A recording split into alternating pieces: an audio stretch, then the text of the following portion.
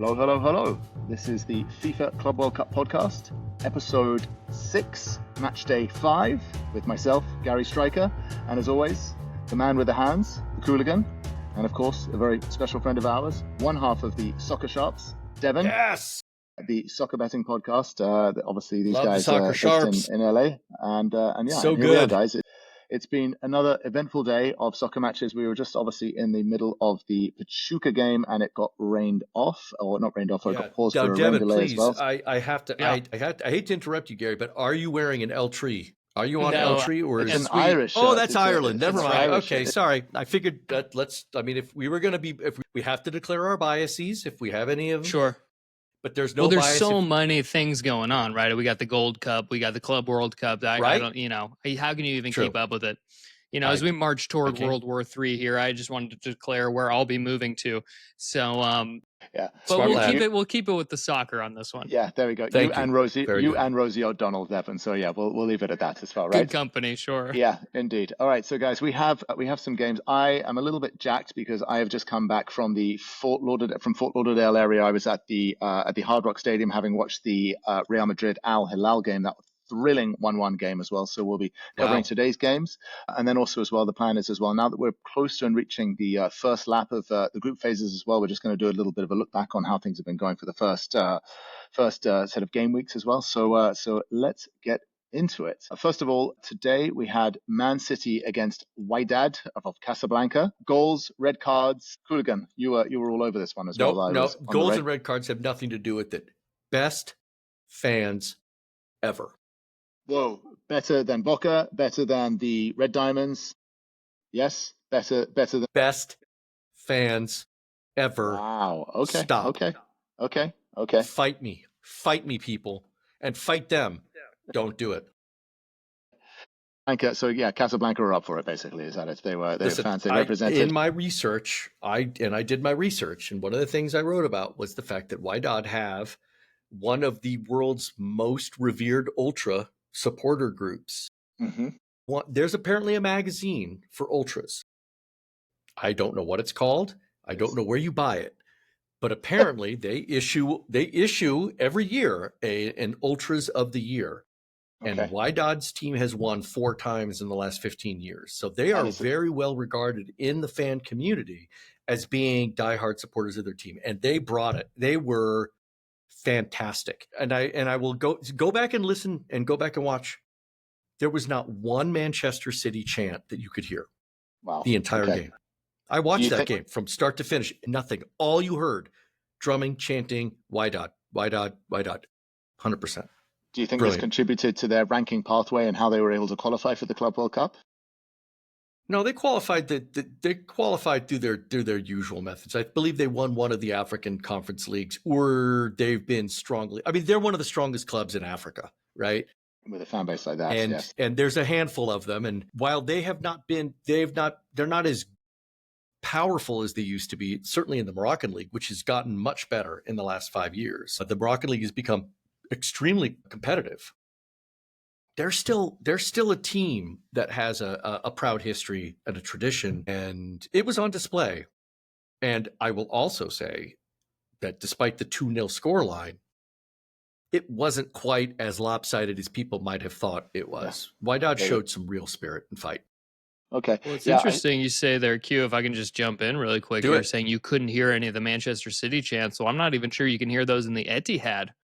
Right? I mean, even their home games. This is a club that is almost soulless, but they have the money to bring in an entire new roster, essentially. They started all these new guys they just brought in for this tournament, right? You saw Ryan Cherky, you saw Tiani Reinders, you saw these guys starting, and they don't even have to, they bring in Erling Haaland off the bench. He's not even starting the game, and they still go up 2-0 in the first half. And it's a soulless club, so it's interesting to see them next to a team like Casablanca here, who clearly did have a great support. And you're right, the game was closer than you think. You had 15 shots for City and 12 for Casablanca. Okay. So if you're just going by that metric, counting stats, then yeah, you can look at it that way and say, this was actually tighter than it may have seemed. And what Wydad lacked was clinical finishing. They had opportunities, they had chances, and they just couldn't quite get that thing into that next level. They couldn't quite connect it. I really like that South African striker that they've got, Lorch. Okay. He was all over the pitch. I mean, he was dangerous, and if he hadn't slipped in one of those buildups, I think he could have very easily had a goal to level it at 1-1. No, I mean, I want to give fair play to Wydad. I would not want to be going up against them, and if anybody out there wants to go and see a game where there's going to be some passion, go to a Wydad game. I'm sure the tickets aren't going to be terribly expensive. Man City was the biggest team that they were going to play, so go and watch and join the fun. Wow. There are some amazing pictures that I managed to capture off the screen grab of Man City fans that bought a single seat surrounded by, and they all look miserable. They're all like, I'm really scared right now, but it was all very positive. Wonderful. Yeah, to be honest, I was a little surprised by the scoreline, on the Soccer Sharps, a soccer betting podcast, which you guys can check out on all platforms. We do gambling, right? We're mainly looking at these games from a gambling perspective. And our bet in this one was Manchester City team total goals over 1.5 in the first half. So we had to cut it in half because the lines were so crazy. And that's one thing we've really noticed throughout gambling in this tournament is that the underdogs are doing quite well. I mean, aside from, the 10-0 loss for Auckland, a lot of these underdogs are covering spreads, and that's definitely going to be going into the betting as we continue doing our show, breaking down these handicap in these games. Wonderful. Okay. I agree with you. There does seem to be this trend of these sort of like lesser known teams or sort of are holding up. There does seem to be an issue as they seem to be sort of able to sort of get draws but can't seem to score, right? The same thing with Al Ahly from the very beginning as well against Miami as well. They looked better than Miami. They were all over them, and it was a very entertaining game. Couldn't get over them. Same reason as well, same opportunity as well today with Al Hilal against Real Madrid as well. Now, I know they scored, they got the penalty. Again, they had a number of opportunities. They were through on goal, and you could just see that quality, that final touch was just missing just a little bit just to not get them over the line as well. So, yeah. It's finishing. Comes down to finishing. It's yeah. When you've got that ability to just confidently put that ball back in, and Foden buried that first shot, but I am not going to lie and say that was an absolute sitter. It wasn't. He volleyed that out of hip height on his favored left foot, admittedly, but still, it was a tricky finish, and a lot of people would have missed that. And I think a lot of players for these underdog clubs might have missed that. Yeah, it will come down to that fine-tuned ruthlessness in front of goal. And if it happens, that's great. But I do like the way the underdogs are putting up a tremendous amount of struggle. Yeah. They're making it hard. They're not making it easy, right? They're not making it easy. But again, they are representative of their confederations, and they are the best of their confederations as well. So they're not just sort of like here just to make up the numbers. They're here to play, right? By the way, just speaking of sort of like, lesser teams, how Qooligan, Sundowns yesterday with the win, obviously against Ulsan. Do you know what I was thinking about is they've just won $3 million, right? And in exchange rate, I wouldn't even have checked that. That's 60 million rand sort of in there. What sort of kind of like cash injection that is for them as well, which is absolutely fantastic. Big time. It really is. Maybe it gives them, that will cover their costs for maybe a year, 2 years. I mean, their overall budget is not their overall. And that's just how one about game. That Group F as well, right? Where now they're the only team on 3 points. Everybody else sitting on 1. Or Ulsan with 0, so that's going to be huge for them. Yeah. Called it, Mama Lodi. Team of the year. Another one we also called as well. We were getting some shit on X last night as well. Obviously, when we do the clips, and obviously we put out the clip saying as well how Monterrey were going to be very well represented at the Rose Bowl against Inter, and we said this is going to be a tight game. And there were a few people that commented and be like, they can stand. It's not going to be a tight game. Inter going to run over them. And I have to say, Monterrey, they looked very good. Sergio Ramos, once again, doing Sergio Ramos things as well. He just, that guy, I mean this in the nicest possible way, Sergio Ramos. He is like a cockroach. He just will not die. He keeps coming back and doing the same things, scoring those headers when they need them, and just delivering as well, and being a goal-scoring defender as well. He was absolutely fantastic. I would like to make a suggestion to the Monterrey people. So now is a good time to bring out the La Cucaracha song. La Cucaracha, La Cucaracha. Hey! My name is Sergio Ramos. Cucaracha. I'm going to make that famous. Let's get that viral. We'll splice that one and send it out. Yeah. Why not? So, and then looking forward today. And then, did you guys? Obviously, I was at the Real Madrid Al Hilal game. Did you guys get a chance to see this? And how did it look on TV? If you did. Yeah, well, I'll just jump in here. I watched all this game. I was very fascinated to see what happened here. Our bet for this game was both teams to score, yes, but we also added on over 2.5 goals in the match. And you have a missed penalty there at the end, which really sunk our bet. And I was cursing at the TV. But my own gambling aside here, we can talk about the actual match. And I was impressed with Al Hilal. I thought they would be pretty good because they have a lot of really experienced players. And Madrid, with Xabi Alonso coming in his very first game, you're throwing in guys like Alexander Arnold, whoever this Gonzalo Garcia is, who got the goal. He played a good match, Young but I'd kid, never yeah. heard of the guy before. Young kid, yeah. One of the youth players, yeah. Mbappe was He sick, I must have believe, been a so they could little replace them. right, Yeah. exactly. I would say, look, Killian, welcome to America, baby. We put all kinds of poison in our food, so whatever you ate, yeah, get it, buddy. The Big Macs are a little bit different from Madrid, aren't they? As well. Yeah, exactly. Yeah. And he also really screwed my fantasy team as well because I had Mbappe and Haaland as well, and neither of them started, so I got Oh, really that's screwed on brutal. that one. Yeah. So Yeah. anyway, well, with game week 2 coming up, but honestly, like Devin, Al Hilal were on top of Real Madrid here. They really were pressing them in and pinning them in. What was interesting, again, I think, as you say, it was Alonso's first game, El Trento's first game as well, and then also as well they brought that is it that Brighton defender Huijsen? I'm forgetting how Yeah. and Huijsen. Yeah, and so he Dean. started Dean Dean Huijsen as well. Huijsen, He yeah. started, yeah. He's Spanish with a name like Dean as well. That's fantastic. So, but I have to say, they did not look effective. They did not look ruthless. The one player, Vinicius looked off. One player that did look very good is Rodrigo, and I do believe if he is for sale, anyone who buys him will be getting a very, very good player because he does look very good. He provided the assist, but I tell you what, Trent or El Trento, as they were referring to him as well in the stands, he looked lost. He looked lost. Now, I appreciate he only did 65 minutes. It was his first game, but he did not look on it. I didn't see any of his whip balls in there or anything like that. And the other interesting thing is, remember, it was not Simeone's. Who was it? What was the name of the manager? Simeone Inzaghi. Inzaghi. Sorry, So, right. So it was Inzaghi. yeah, that's right. Yes. Al Hilal It was has his a first game. manager, yeah, who That really with the old Real understands Madrid. how to play.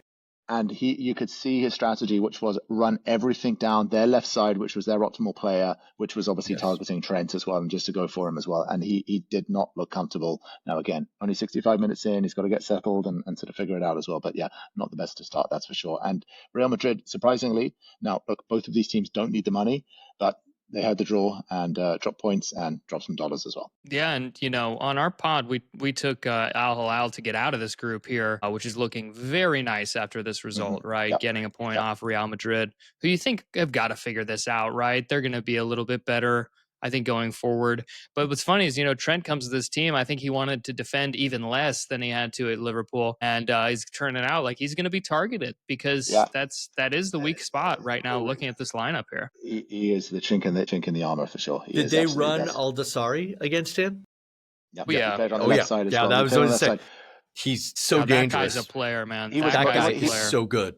Mobile, yeah, definitely mobile. They were quick, but again, just as we discussed, like that link-up play between the sort of the front three as they were hitting on the counter-attack, because that would seem to be very much the approach and the strategy. Again, just that final ball was just the ball's out. They would sort of everything would come out through Koulibaly, obviously.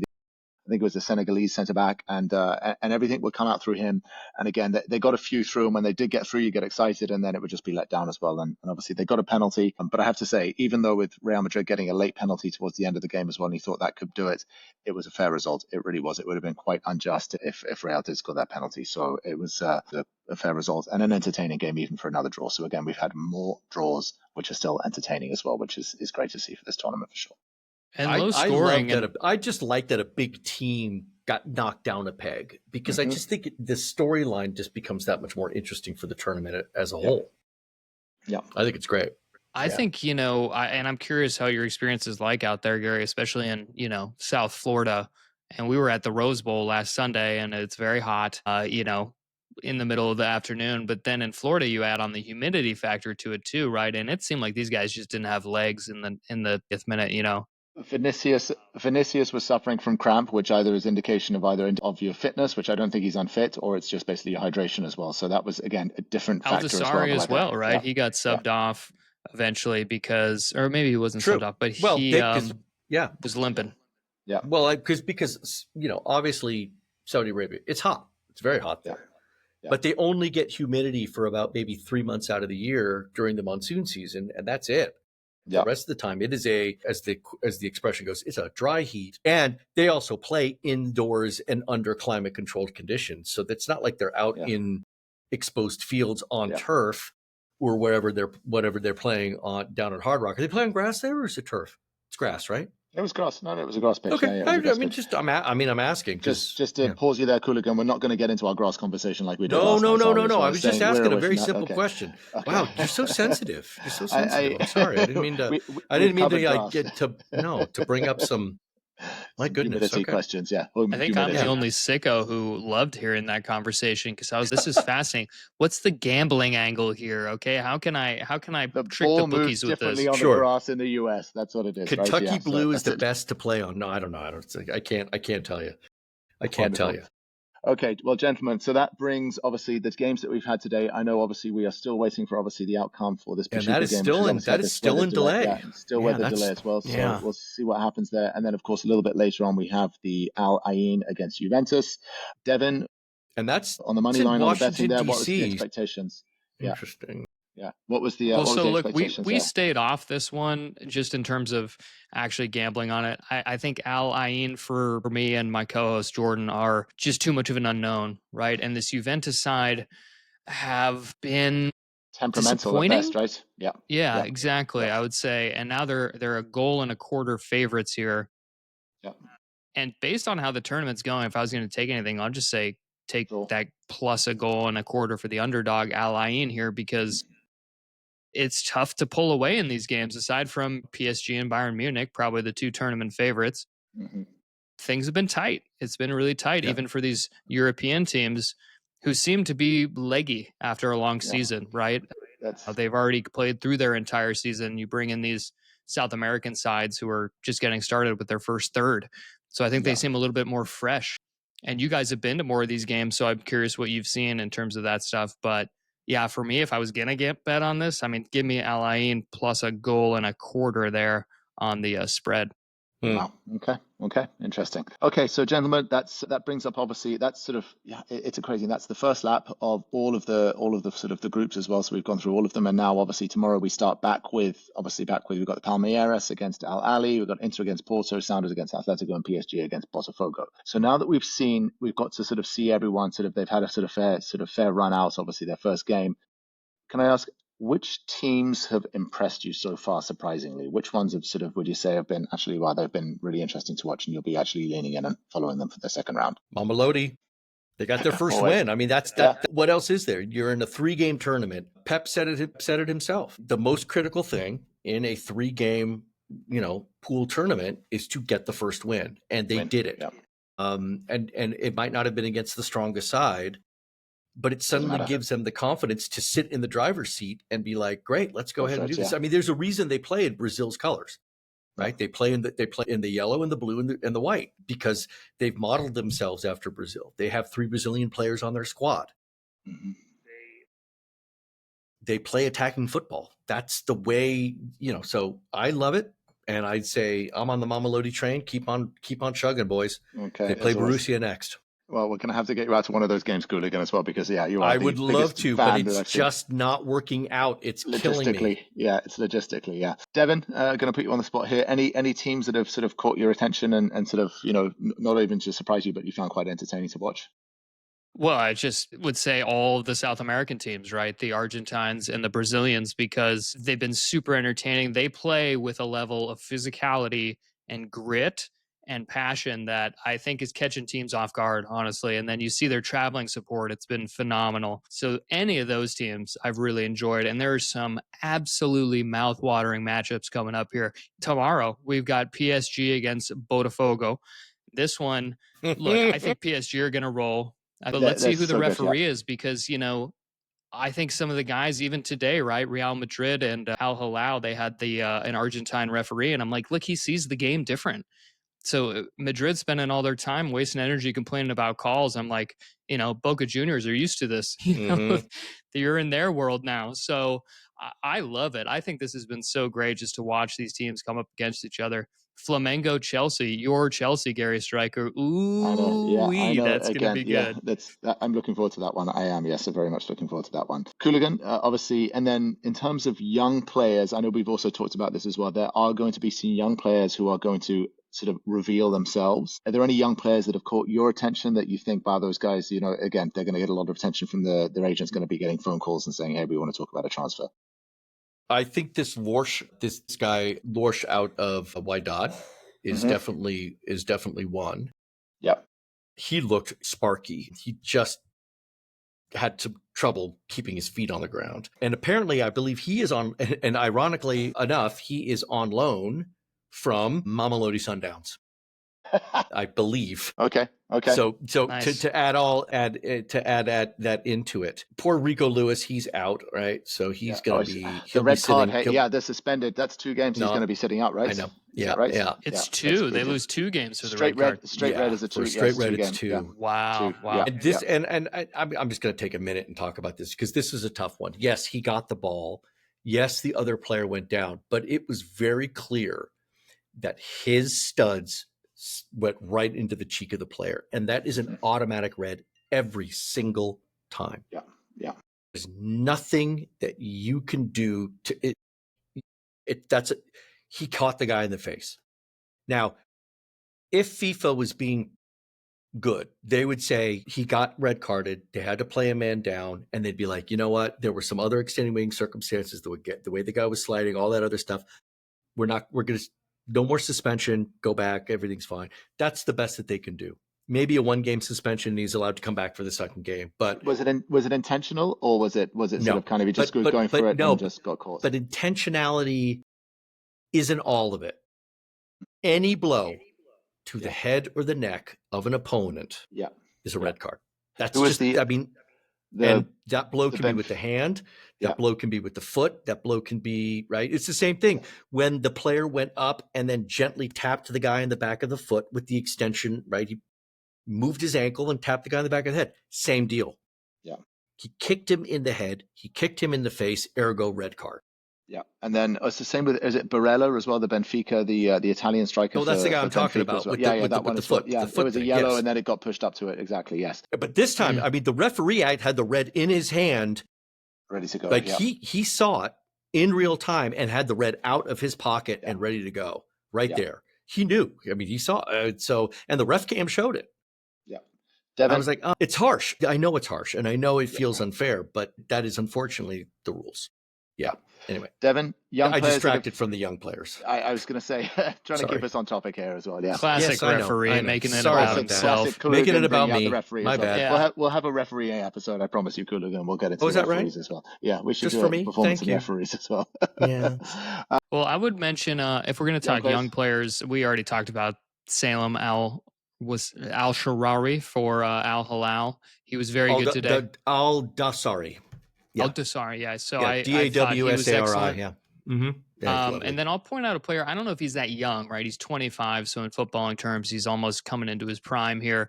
But midfielder for Palmeiras, Richard Rios. Okay. He's a Colombian international. I noticed him last summer at the Copa America, and I thought this guy is good as like a box-to-box playing number 8.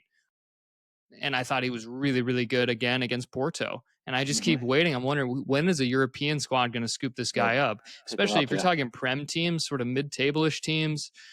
Like anyone could use him, right? Like a Fulham, your team, Crystal Palace, Q. Right. Tottenham Hotspur would be perfect. Any of those teams that need someone, an enforcer that can go box to box. He really reminds me of like an Enzo Fernandez. Wow. That sort of tough guy, leader on the pitch, who can do things at both ends. So Richard Rios on Palmeiras for me would be the guy I'm looking at. Okay. I have to say, I really liked Rodrigo Moura from Porto. He's like 18 years old midfielder as well. Just looks very dynamic, very mobile as well. With the hair, with the hair as well. That's with the hair. I'm glad you recognized him for the hair as well, but I was more looking at his soccer abilities there, Devin. But yes, same but different. Yes, thank you for that. No, I thought he looked very mobile. You can see he's going places, and he's going to get a move, at this transfer window or the next one for sure as well. So yeah, that's it. And then now that we've obviously sort of spoken about it, I think we kind of touched on it a little bit, but just to cover it off, the tournament overall. Again, I know some corners of the internet have been quite negative about this in terms of fatigue and sort of extra games and all the rest of it as well. I know there's been comments about sort of, ticket sales strategies and those kind of things. There have been some games which have been absolutely sold out and obviously absolutely electric. What is the general sort of sentiment about sort of the tournament overall? Because I know there's been sort of, mixed reviews here. So obviously Qooligan, you're going to a game in the next day or so you'll get your first taste of it. Yes. Devin, obviously you were at the Rose Bowl. You had your first game when you went to the Atletico PSG game, I believe. Is that right? So That's right. What has been sort of just at the games and then just watching it as well? How's your sort of experience of this been and your thoughts on the tournament?